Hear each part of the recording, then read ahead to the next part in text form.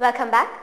Any heritage plan for Goa should be prepared keeping in mind the ecology of the place, suggested Dr. Manish Chalana, lecturer in urban design and planning at the College of Architecture and Urban Planning, University of Washington. Delivering a talk on town planning and heritage conservation organized by Goa Heritage Action Group and American Center, Mumbai, Dr. Chalana said, Any heritage plan for Goa should be based on ecological principles because it's a coastal ecology. It's very sensitive. And we can't talk about nature and culture separately in Goa especially. We need to talk about nature and culture together. We need to think about policies, maybe different management strategies, but sort of, think of them the same concept. Earlier, interacting with architects, he suggested that Goa uses the facade conservation that is practiced in USA for day-to-day conservation. The laws actually are pretty flexible because they don't apply to the interiors of the building. So essentially, much of the preservation in the United States that has happened in the everyday environment is what purists call as facadism, because you just maintain the facade and gut everything.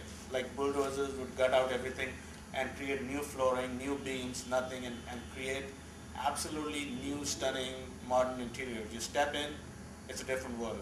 He said this could be a solution worth trying in Goa, where vestiges of old architecture is still visible, and opined that heritage conservation could help improve the tourism industry in Goa by attracting high-end heritage tourists.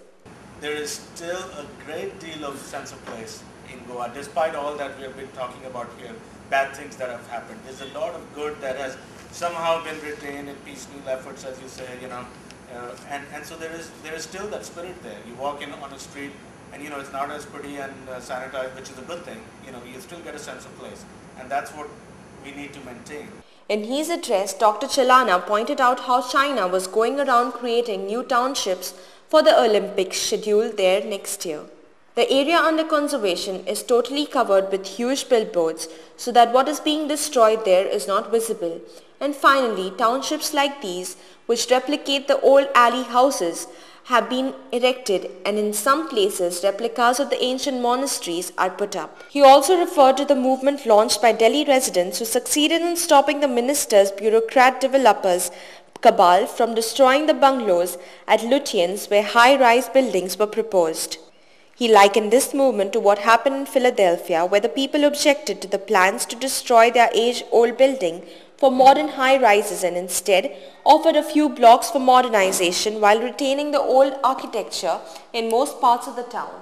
While admitting that architects have a myopic vision, he pointed out that the legislators have to enact proper rules and that people have to be motivated to conserve their heritage structures. If you're training people like that, then the architects are known around the world for their myopic vision, right?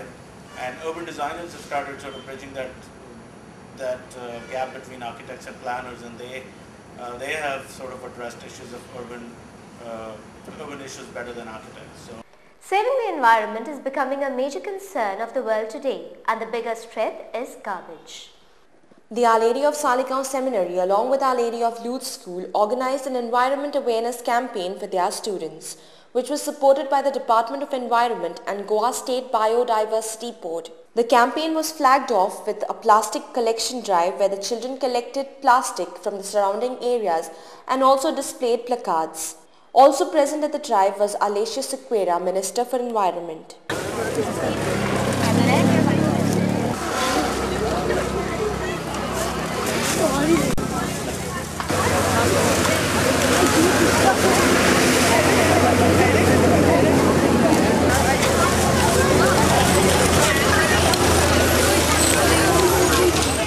Father Balmex Pereira gave a PowerPoint presentation on the environment and what the youth could do to save it. He explained the food chain and how it helps to control the population. The producers are being eaten by the consumers, consumers are being eaten by the higher consumers, and they are decomposed in the return. He also explained the need for environment education in order to protect ourselves, create an awareness about the environment, to be concerned about the environment, and be committed to the environment. He told what children could do to solve the garbage problem and how waste disposal should be done responsibly by separating non-biodegradable waste from biodegradable, and by not burning it. He also spoke about vermiculture, where earthworms are used in biodegradable waste to produce wealth from waste in the form of fertilizers. Time for a short break. You're with Goa 365.